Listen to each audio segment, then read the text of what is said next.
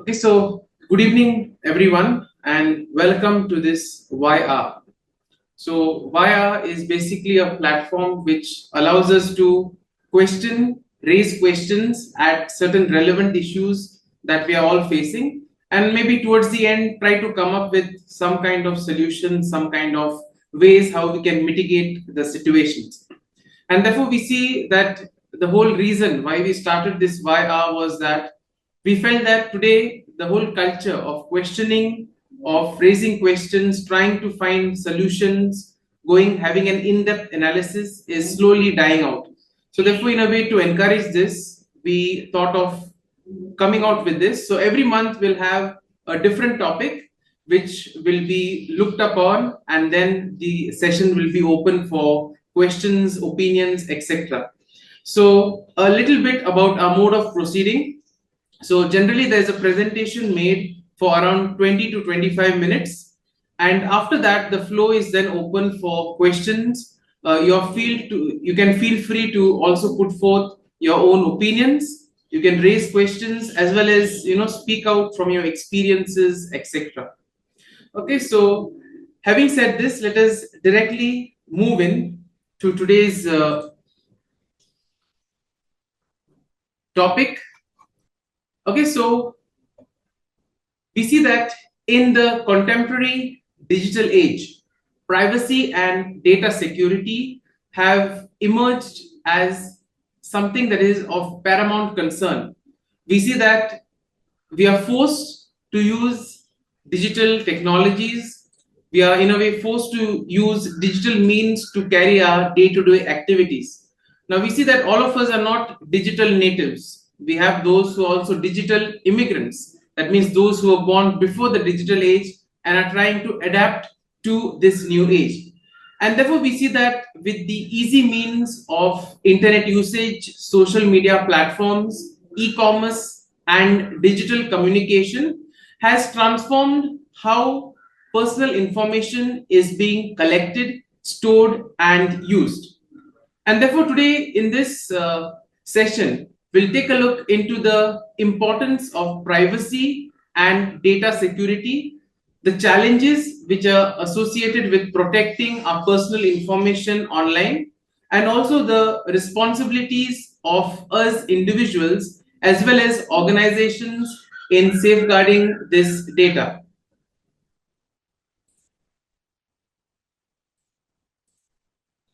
So, first and foremost, we see that privacy is a fundamental human right. Why? Because it involves the right of individuals to control their personal information, and also it decides how, when, and to what extent that information is shared with others. And therefore, we see that protecting personal information is important if we want to maintain our individual autonomy and our dignity. And therefore, in this way, we see that data security ensures that this information is safeguarded from unauthorized access, use, disclosure, disruption, modification, or destruction. Nowadays, we see that it is quite common of people getting scammed, where people are creating fake IDs and in a way trying to trap people who are ignorant, people who are not well versed with this. So therefore, we see that if we are to in a way prevent identity and theft and fraud, it is important that we need to be quite equipped with the information as well as with knowing what is happening in the world. So we see that identity theft and fraud pose significant risks, especially with inadequate data security.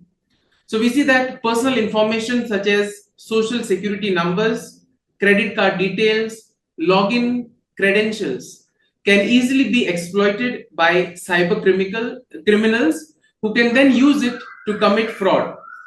And therefore, we see that effective privacy and data security measures can help us to prevent such malicious activities by protecting sensitive information from unauthorized access and misuse.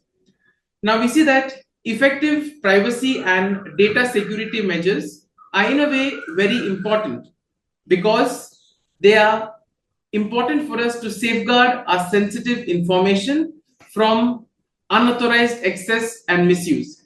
And therefore, these measures act as a defense mechanisms against malicious activities like cyber attacks, data breaches, etc.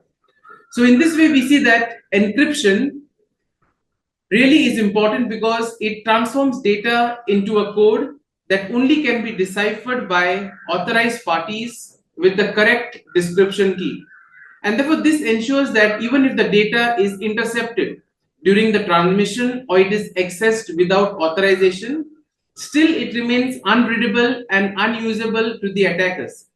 And we see that by encrypting sensitive information, organizations and even individuals can protect information from being exploited by cyber criminals. Now we see that most of the online platforms now have an end-to-end data encryption.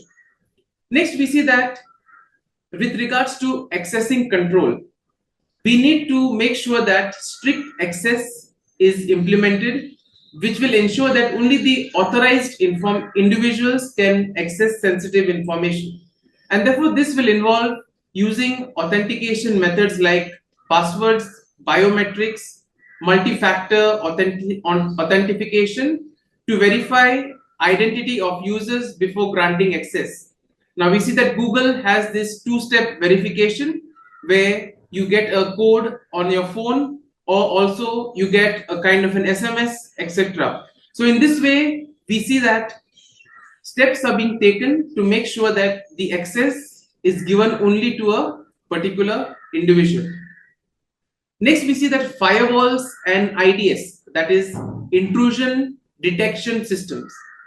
We see that firewalls acts as a barrier between the organization's internal network and the external threats. And this is done by monitoring, controlling the incoming and outgoing network traffic based on predetermined security rules, which you already set.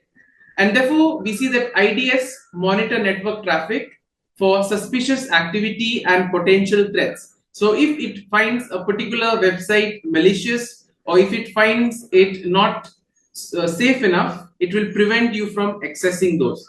We also see that certain antivirus also gives you warnings. For example, Quick Heal does give you warning if you go to a website which it feels is not safe or which it feels is malicious.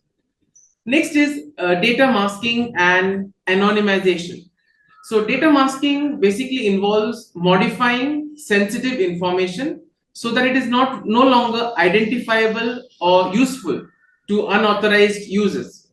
So, and therefore we see that this goes a step further by removing all personally identifiable information from data sets.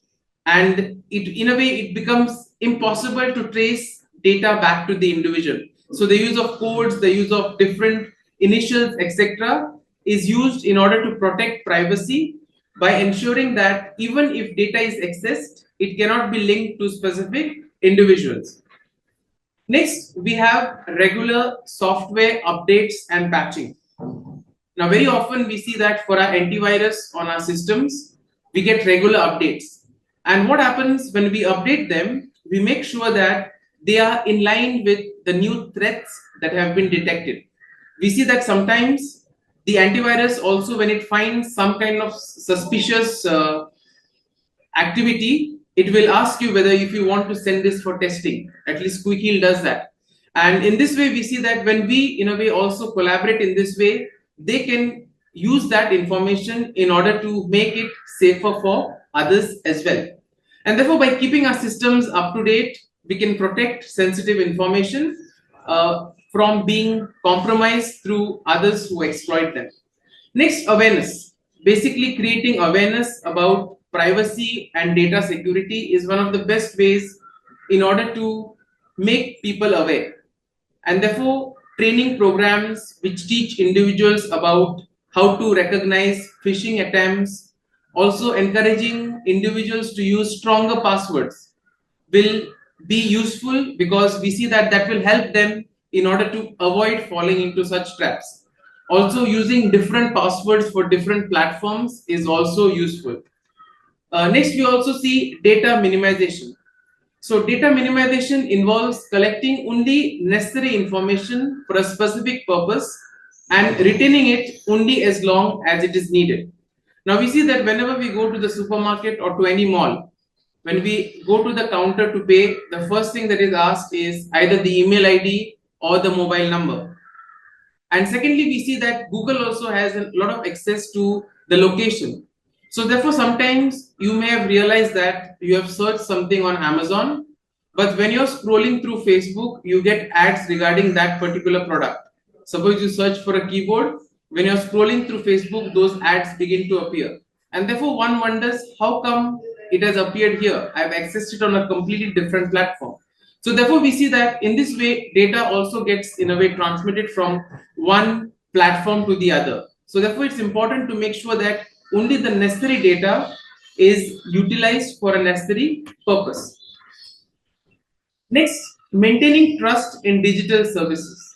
So the success of digital services and platforms depends on the trust that it can create in us users. And we see that we are more likely to engage and use services that give importance to privacy and that implement data security measures. Because we see that breaches of this trust, such as data leaks or misuse of the information that we give, can lead to loss of the confidence that the consumer has and can also damage the organization's reputation.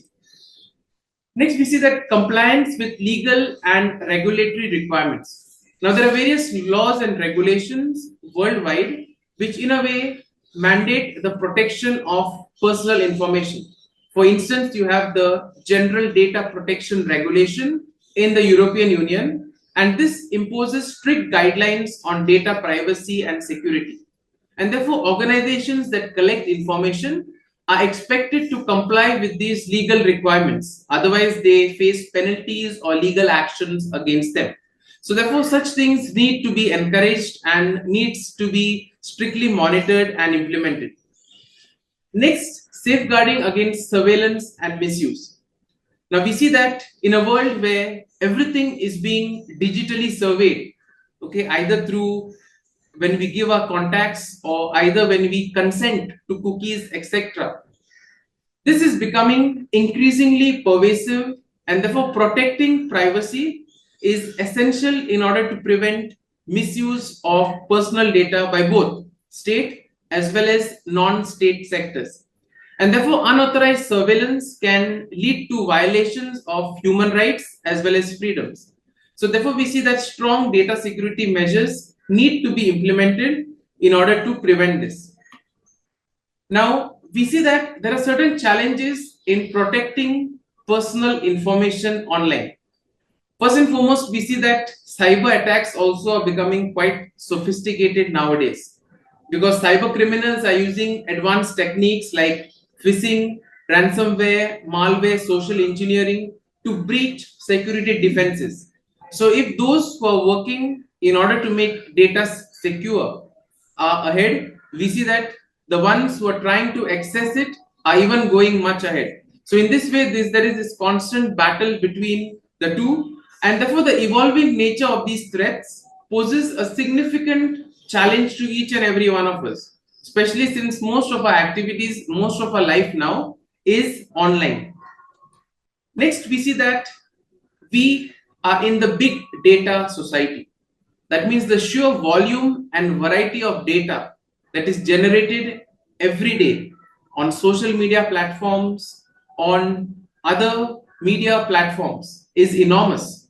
And therefore, with this, we see that organizations collect vast amounts of information from variety of sources. Sometimes we may be aware, or sometimes we may not be aware to what we are consenting, to what we are, because for us, we want to save time, we'll just say, yes, I agree, and move ahead without even reading the small dotted print. And with this, we say that the complexity of data environments also requires comprehensive strategies to make sure that all data points are secured and protected.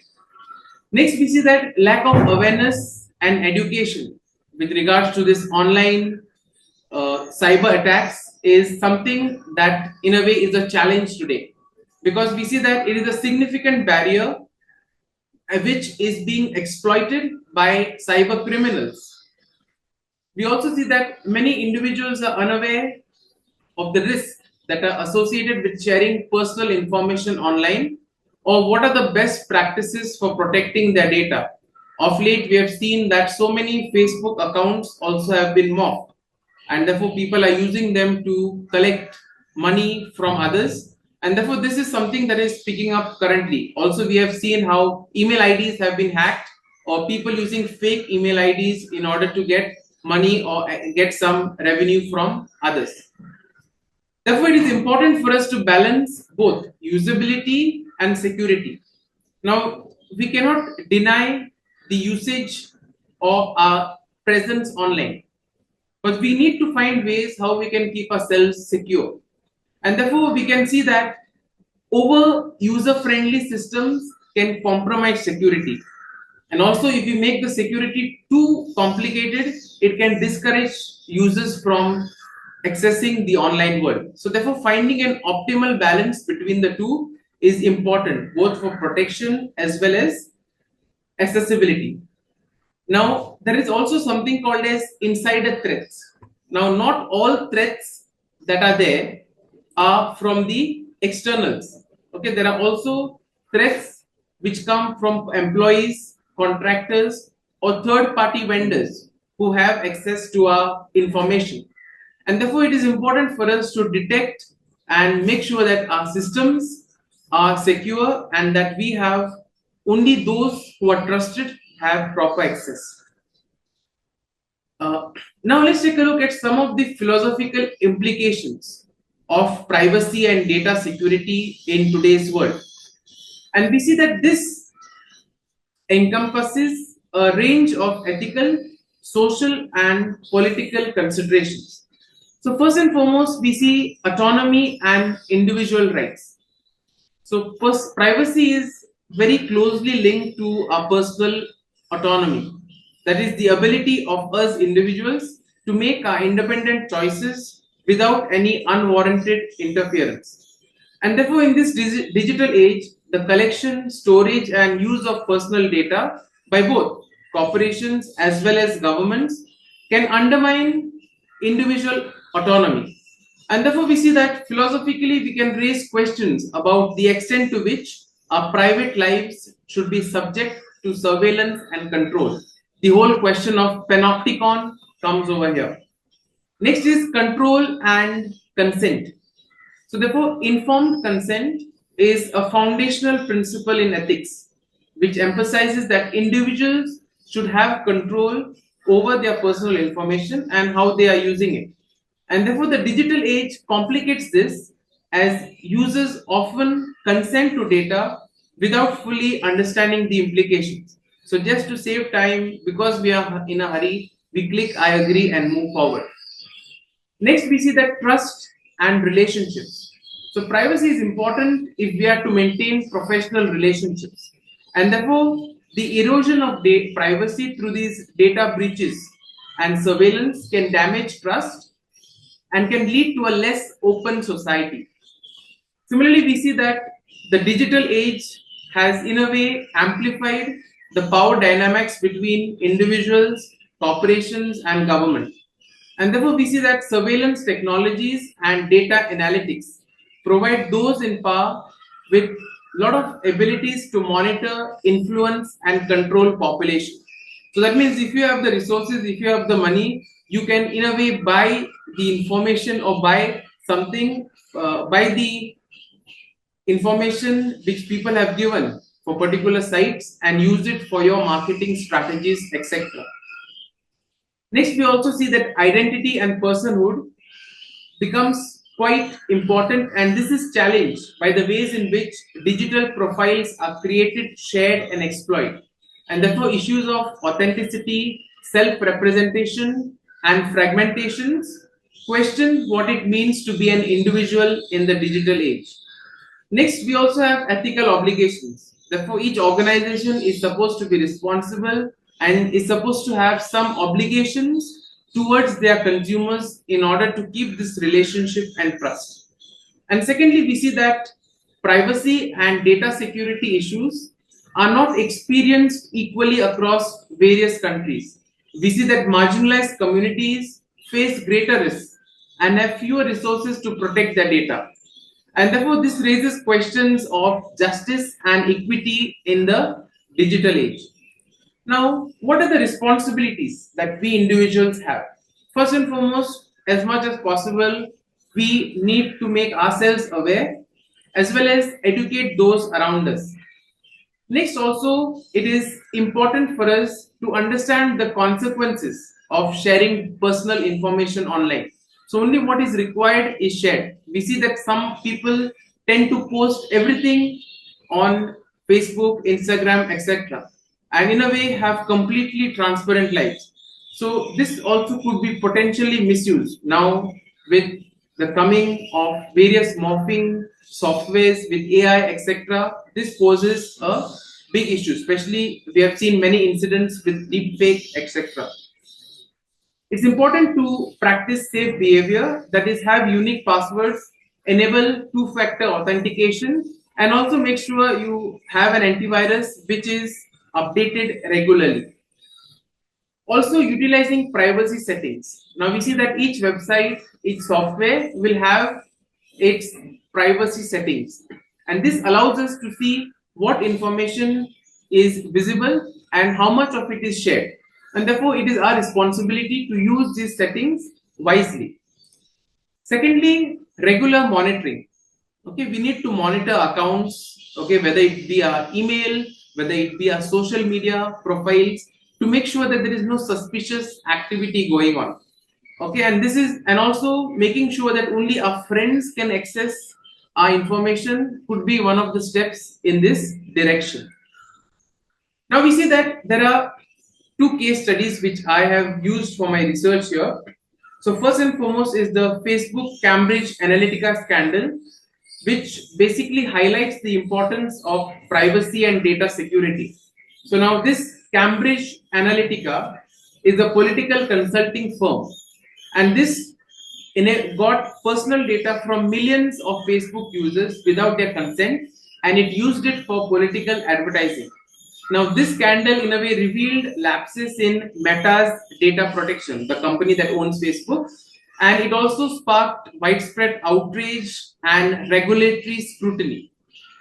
Next, we have the Equifax data breach. So in 2017, we see that Equifax, one of the largest credit reporting agencies, had a major data breach which exposed personal information of approximately 147 million people. And therefore, this breach included social security numbers, birth dates, addresses, and in some cases, even the driver's license number.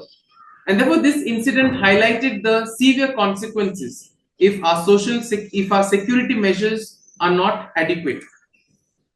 Now, what are some recommendations that we can have?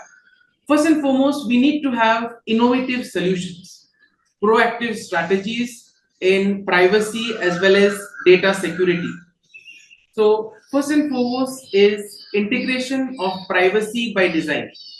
Now, this privacy by design principle involves incorporating privacy considerations into the design and development of systems, processes, and products. And therefore, we see that organizations should adopt this in order to make sure that privacy is not thought afterwards, but always is something that is an integral part of the whole system architecture. So when you're building a particular code, when you're building a particular software, already integrate this before rather than doing it later. Next, you have enhanced regulatory framework. So therefore, as technology also advances, we need to adapt ourselves to address new challenges and risks. And therefore, governments and regulatory bodies should work towards creating comprehensive and cohesive privacy laws which can address technologies and data practices. Again, we need to create awareness about privacy.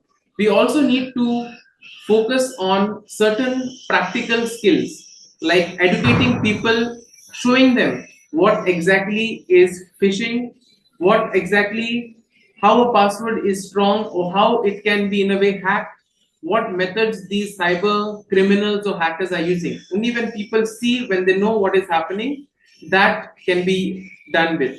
Now we also see that there are certain individuals who in a way are able to hack into these so-called scammers systems and in a way are able to get even with them. Next, we have advancements in encryption technologies. So we need to stay updated with what is happening in the world, and therefore we see that encryption is one of the most effective methods in data protection. And therefore we need to find ways of collaborating among organizations so that resources can be used to innovate and come up with new effective ways. So future advancements in encryption technologies such as quantum encryption and post-quantum cryptography, we see will play a crucial role in securing data against this evolving threats online. And therefore, with this, we can now raise a few questions. So I posed a few questions over here. So we can reflect or discuss on this, or you yourselves can pose some more questions so that we can, in a way, have a meaningful discussion now. So, first and foremost, what does privacy mean to you in today's world or in the context of this digital age? Next, do you think people are generally aware of the extent to which data is collected and used? If yes, why or why not? Then how do you feel about government surveillance for national security purposes? Where should the line be drawn? How much is too much? And how do you think of emerging technologies like AI and IoT, that is Internet of Things? And how do you think these are changing the landscape of privacy and data security? Okay, and finally, how do you balance between convenience of digital services and the need for privacy? Now we see that everything is available online, it's very convenient, but at the same time, there are a lot of breaches in privacy. So with this, what is important is that we remain safe. And now I open the floor for questions, for your opinions and discussions. Thank you.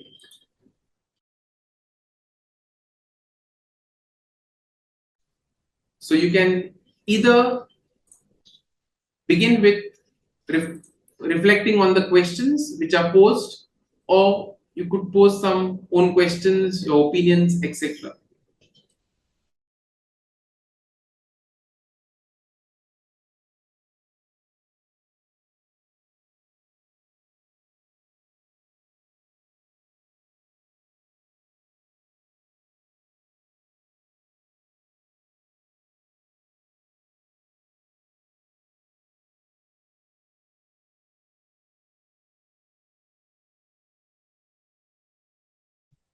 Hi, Lindsay.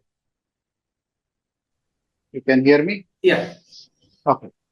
Just to roll the discussion or begin the discussion, uh, just two things came to my mind in your presentation. Thank you for this good presentation, uh, quite comprehensive. Now, there are two things perhaps. One is we do not violate others' privacy. That's one thing we need to probably keep in mind. The other is we do not become victims. Very often we become victims. Sometimes, perhaps uh, unwittingly, or we can also violate others' privacy with regard to selfies, with regard to photographs we take in public, whose photograph or which photograph we say post on social media. These are the issues, perhaps, with regard to privacy. Something we need to take. Perhaps that's something to think about when you put that first question of privacy mean to us. It has two levels. One is how I don't violate others' privacy, because sometimes we post everything. Whatever is there, we post. Uh, the other is maybe we do not become victims. Most of your presentation is on the second part also, that we do not become victims of this both data breach as well as privacy violation. Yeah, maybe others can contribute for other views or something in this line.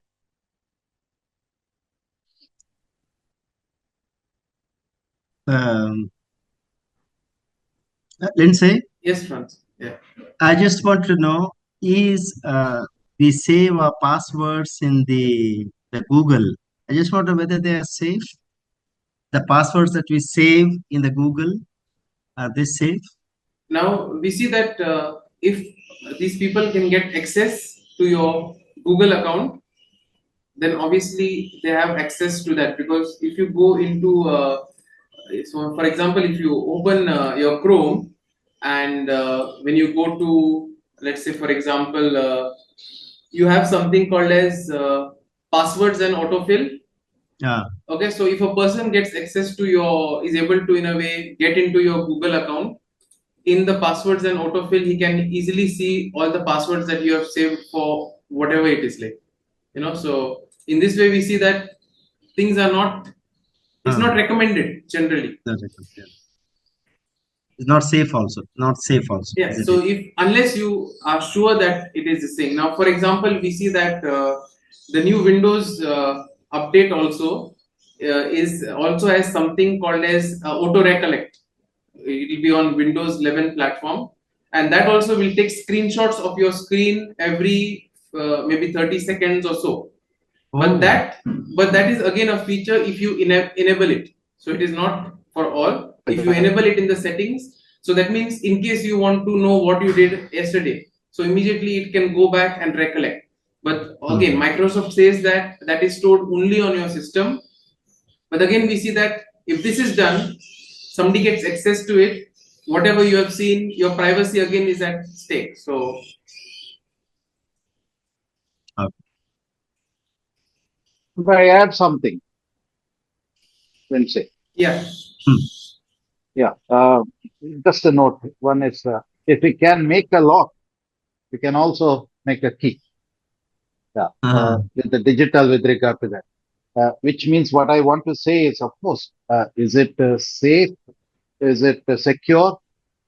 Yes. In this regard to what Francis asked, a question with regard to saving passwords.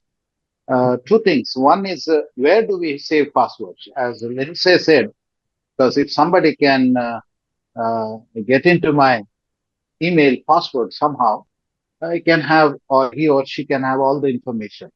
But at the same time, the difficulty is, should we not save? I have so many passwords, I can't remember them. I don't think today we need to have so many passwords. It's difficult to remember. So, what maybe my opinion, others can differ, is we always have a primary email and we have other emails. Our primary email needs to be very secure. We need to have a primary email which has a very strong password and what's that called? Two-step Dual authentication. security, two-step verification, which only if it is opened by any other computer or laptop than mine, it asks for a security code and nobody else can access. So perhaps these are the steps we need to follow. And then perhaps is in a way, yeah, we can keep our passwords online provided we don't keep it everywhere. I may have like three emails, one meant for primary, the other is for something else, another for something else. But where do I save my password? Is my primary or my, if it is like, for in the case of us, Loyola College, which is supposed to be a much more secure than simple Gmail. Loyola College is EDU email, which is supposed to be a G Suite or corporate email, which is much more secure. So this is where I think we need to be very careful where we save our password, not everywhere, and two-way verification to be enabled. Yeah. Thank you.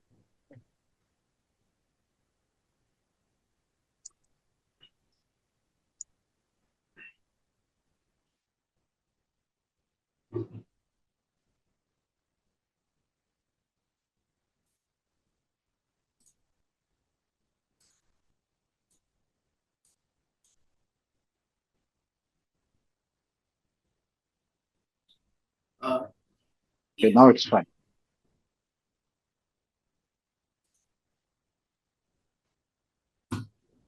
Okay, others would like to share their opinions or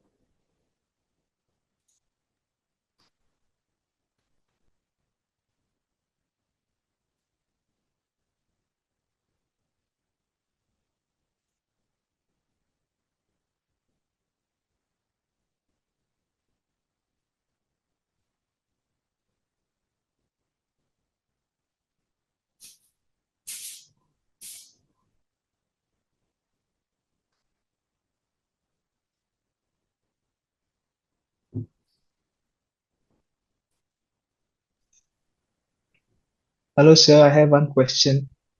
yes, Yeah, yes, can you hear me? yeah, Yeah. go ahead. See, in this digital age that we are living in, one of the problems that I am usually have mentioned about the digital natives and the people. I mean, digital. I mean, those who are not into this age. See, I am from the digital native.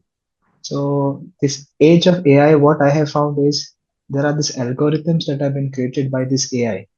So when we use certain content like Instagram or Facebook, we see that when we look at particular things, like you gave an example of how these advertisements are being posted in our own this ones, you know. Yeah, See, what I am trying to understand is when we do that, I think we are losing our own personal identity in that particular sense because it is like we are the bait. The technology, I mean, the AI is trying to tell us what we are supposed to do instead of we deciding for ourselves. So, what is your opinion on that? see, in a way, as I see it, even much with the advent of AI, these things were already there. For example, we see that when we go to a particular, so for example, if you're traveling from one place to another and you use Google Maps, okay, when you reach that place, you would get notifications for like so and so thing is nearby, this and that. Now, how do they know it? It's because they have access to certain amount of the location, etc. Secondly, we also see that most of the apps now ask for location. So in this way we see that wherever we are going now, it is there for our convenience. Now we feel it's very convenient for us, it's immediate access, etc. But in this way we see that slowly data is being this thing, so we are no longer, in a way, that privacy kind of aspect, according to me at least, I feel is being lost.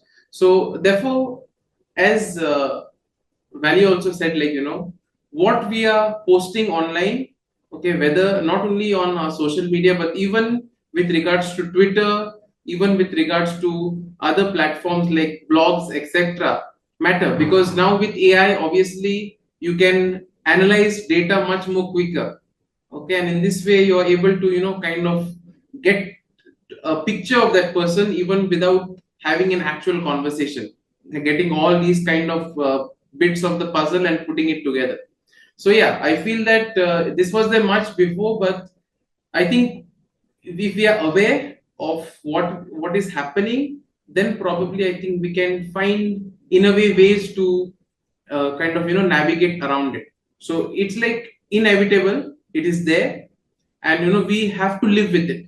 So we have to kind of adapt, change our ways in order to get around it. So Yeah, thank you. I think there is one documentary which is called The Social Dilemma. I think this particular thing also is very much recommended. If people watch it, it can really open up mm, their eyes. yeah, So, thank you. Thank you for your yes, yeah, presentation. thank you, Extra. Yeah, that was good.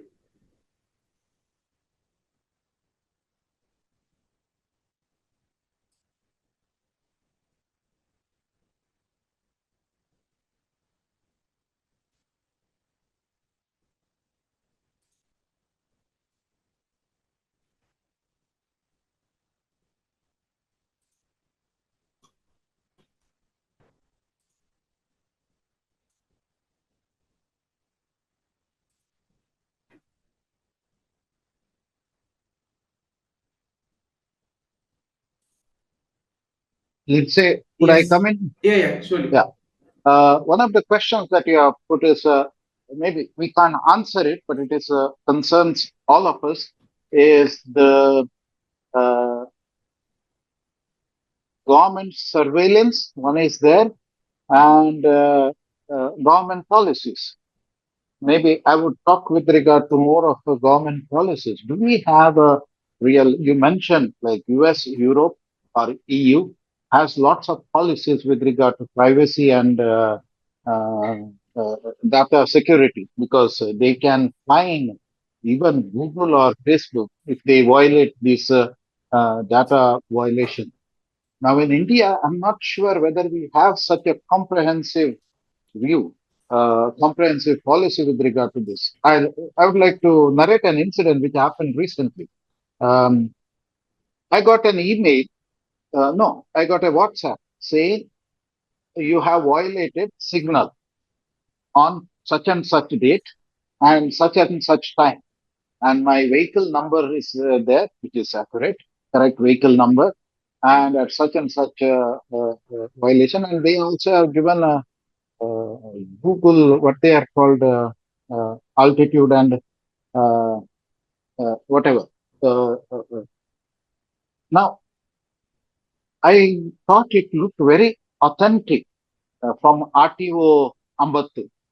Looked very authentic. So I thought maybe I usually don't violate signals. I might have inadvertently because then I checked my calendar. Yes, that day I had gone out, and at that particular time I had gone out. Maybe I was in a hurry to go for a church, so I might have crossed a little bit. So I was almost thinking maybe I have violated a signal. Then I said, let me coordinate this Google coordinates they have given. Let me verify these Google coordinates. So I put on Google these coordinates on Google Map, and it shows me Ambattur, and I have never gone to Ambattur on that day, neither that day or any time. So I realized there is something fishy about it. And they have given all details correct about myself, my vehicle number, time I had gone out, all that everything is. It was really surprising for me, and it said there is something fishy. So it was some fraud in a way. In the name of RTO saying you have violated signal, so you have to pay this much money. And they give all the detail what to do next. And you install this app in order to see your video of violation. Luckily, I did not install that one.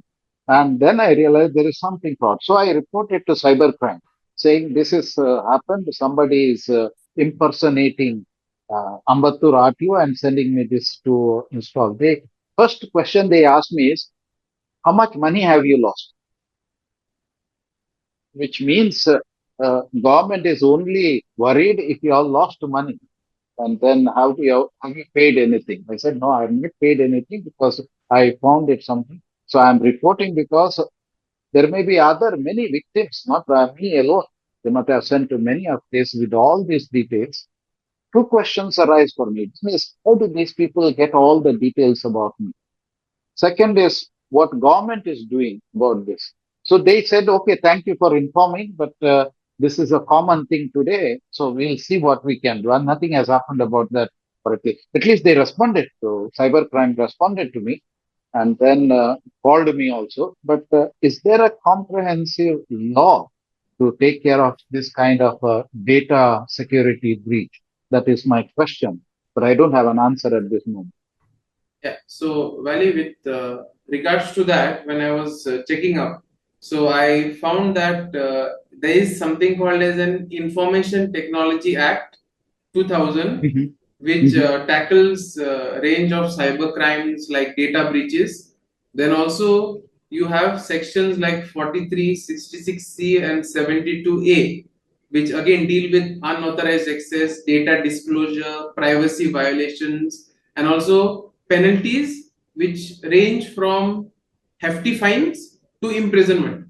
Then also there is something called as the draft digital personal data protection bill 2022. Now this one proposes kind of a data protection framework where individuals have control over their systems and also they can hold organizations accountable for any breach, etc. But again, as also in my presentation I mentioned, if you have the resources, if you have the money, you also have the access to data. However much the laws may be there, the security may be there. So unless in a way that is fixed, I feel we are still kind of vulnerable.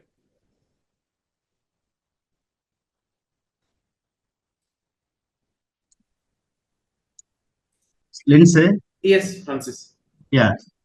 Uh, in this age, in this digital age, I was wondering whether we have real privacy or not, because everything is known to Google, or everything whatever we do is known to everyone.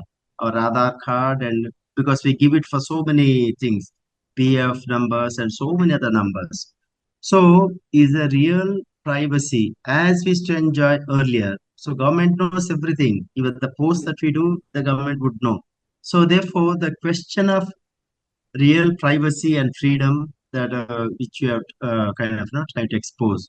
So in this digital age, so what do we really mean by privacy? Because the other party knows everything about us, even our movements, where we went, etc., where we go, Yeah, etc. exactly. Because that is why the whole thing towards the end, the question arises: how much is too much, right? Mm. So where should we draw the line? Because we see that, for example, any website that we open, we have to consent to the cookies. You will have either Mhm. reject all, accept all. So very, and most of us will not even read. For example, similarly, even otherwise, when we had these documents where we say I agree to the terms and conditions. Now, not all of us go to read everything. So, in a way, that also puts another question: how can we see now this digital services that we get has made our life very convenient. Mm. So everything is available at the tip of the fingers. For example, see, even with the passwords, this headache of remembering so much is not there. But Mhm. at the same time, we also see that there are certain vulnerabilities associated with it. So, similarly, answering to your question, actually, I would say that privacy as such, or original concept of privacy, no longer exists.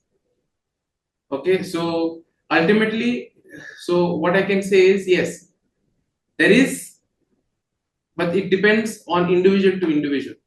How much of it you allow yourself to be exposed. So there are certain things which are inevitable. So for example, certain details like Aadhaar, PAN, etc. Okay, government will know. It may also be known to other companies which they may use.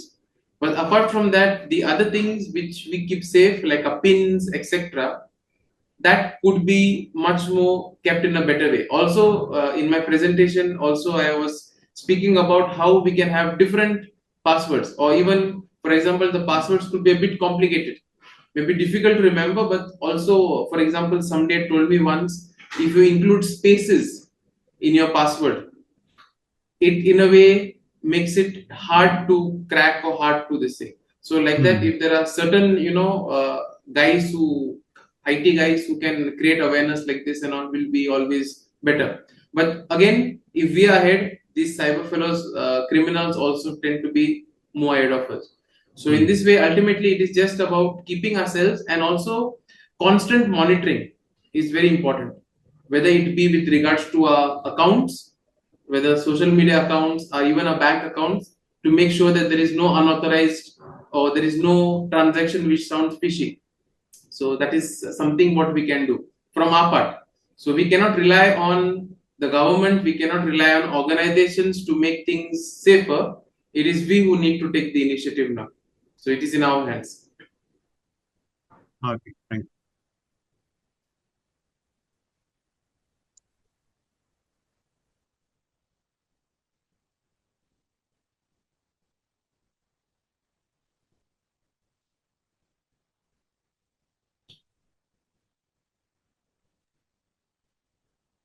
So Comment. maybe, yeah, yeah, well, Yeah, just a comment what Vextra mentioned earlier about digital natives and digital migrants.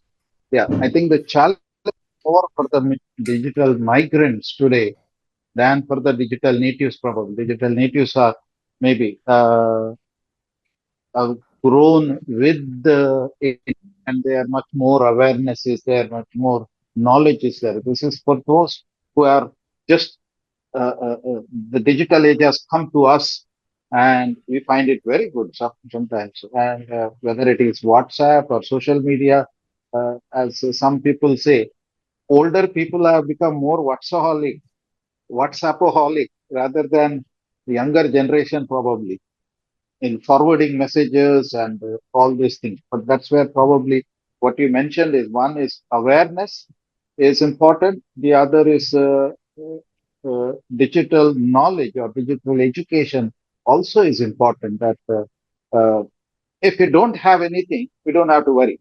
But when you have many things, we need to be vigilant in the sense of digital access, digital information. I think we need to be very much more vigilant today and aware uh, rather than be deceived.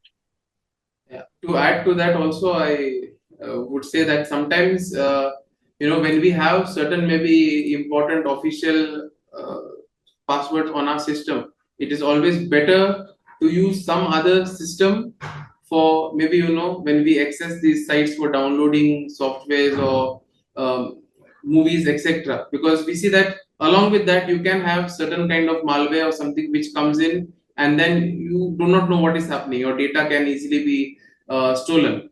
And also, secondly, yeah, updating your devices can also ensure that you have this thing. Now, sometimes also we may be tempted to use VPN, but again, we need to make sure that it's an authorized or it is a trusted VPN service.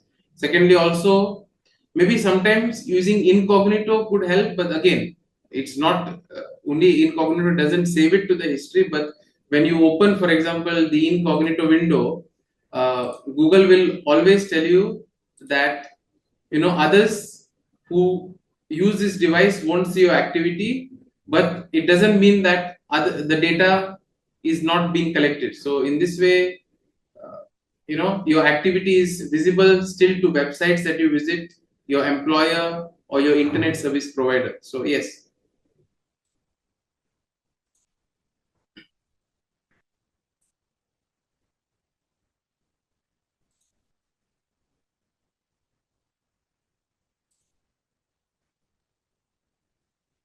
Perhaps others could give some more comments or even instances so that we can discuss or it could be of help to others. Instances of data privacy or breach or security breach, so we can perhaps it might help others to be careful.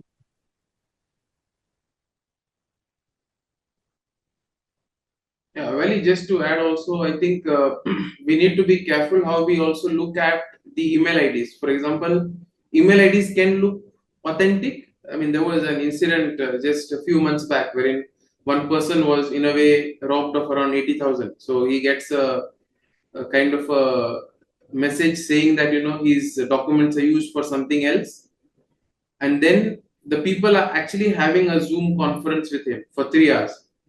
So they made it look so authentic, and also the email ID that was provided was the cyber crime department, Mumbai.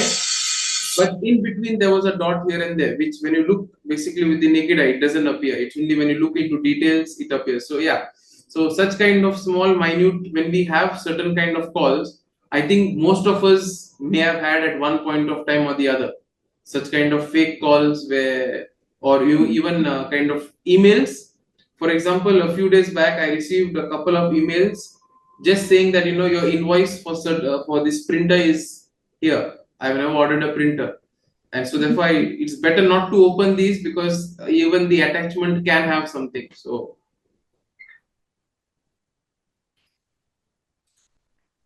Perhaps just to add another is for mainly for, I don't know, it could apply to others also, but Indians, anything free, we immediately grab. You mentioned about it when there is a movie freely downloaded or a book to be freely downloaded. we go all out to click on this, click on that. Nothing is free. When you have something free, they also take something from you very often. So that's why we need to be very careful, perhaps, when we get these free things online, especially with regard to downloading softwares. What you suggested is good. You suggested, download it somewhere in a simple or common laptop rather than, unless you are really well versed with security and your laptop is secure. Otherwise, when you click on certain things, I know many people have the next day they have lost things or they get malware. All these things happen when you click on certain website for free downloads. Austin, would you like to comment something? Kaji? Yeah, Lindsay, can I say something? Yeah, surely, go ahead. Okay. So the instances of just today, in the afternoon, maybe in the morning around 10:30 during the tea break that we had, I just got a call today saying, there was some parcel that is transported, sent by me from Delhi going to Singapore. So the person in such a way tried to convince me that, I need to go for a police complaint. And then I thought, okay, this is some genuine thing. And I said, like, okay, transfer the call to Delhi police. I need to talk to them. And I placed my case. So I called the person. The person spoke very genuinely, saying that he took up all my details, and not details in the sense my personal information, but then he took up the case like. So the person gave me information was, gave me a genuine code that was of the to track this thing, and then he gave me also the building trackage, and also gave me the address of the person that side to whom it has been transported. So when I spoke to this person, then initially a man spoke, that is to say, I'm from Delhi police, and then he gave me his side of the story. He is like, you need to file a case, and then there are some drugs in it. There are 59 fake passports. There are about 60 ATM cards, and some things else, some MDMA, some drugs that was being transported. And the police said, the person who is saying that he's a police, he said, you need to, I need to verify you. So can you have a video call conference with me? And for a moment, I was in a panic because I was like wondering what's this case now, new thing. And then I've heard about it, but then I myself got trapped, like to say. And then I said, okay, I'm fine with video call. I'll meet you. So the person initially talking to me as a police was a man. So now when he makes a video call, he turns up to be a woman. Sorry, the person turns up to be a woman. So I was pretty scared now because I recently heard, like, one of my friends said, like, previously this person or some person acted as police from Delhi, and then the person started stripping and then you recording the screen recording. So maybe I thought it might happen to me and then I might get trapped. So I cut the call, and then I checked. I went to the Google and I checked DHL transport, this thing, the courier service thing, and I found out that the thing was a fake thing. It did not exist. The code that they gave me did not exist. The address that they gave me did not exist. I just took them for granted, and I was trying to, getting panic.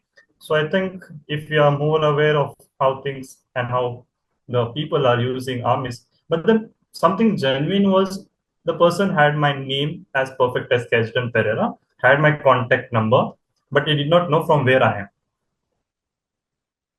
Yeah, that was the case that I faced myself today, like right today. Austin, you wanted to say something? Yeah, so listening to all of you, we should be vigilant. Yes, at the same time, we should not take things for granted, as Valley has already pointed out. Uh, we need to use some sense of maybe some decision making, some rationality in these things, though it appears to be normal and very original sometimes. I have, though personally, I have not been a victim to these things, but among our friend circle, peer groups, and the elders, the Jesuits, and all that, we get to hear a lot about these victimization and falling trap to different various kinds of violations. even one of professors who is a practicing advocate, he also underwent this. Luckily, he had some government influence and he was able to nab the culprits, and some kind of justice was done. But ultimately, in that case, what we found out, the laws itself, the regulations that are in place are very weak, or can be. There are a lot of loopholes. That is another discussion altogether. Even the IT Act, what you mentioned, and the recent enactment, which was passed in, I think, in August in 2023, the Data Protection Act. That is all in favor of government, actually.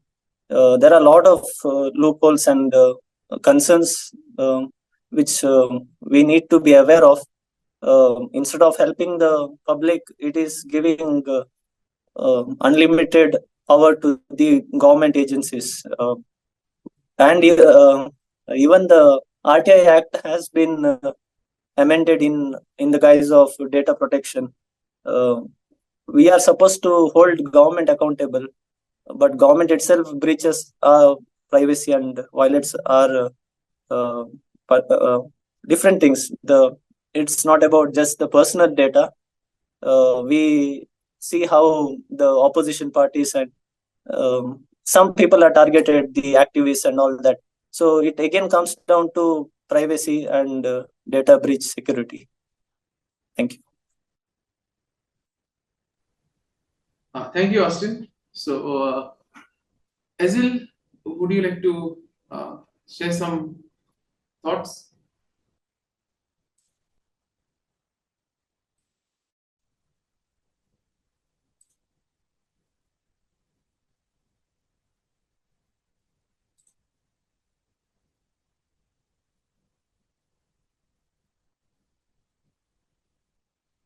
Or maybe Anita or Sulochana?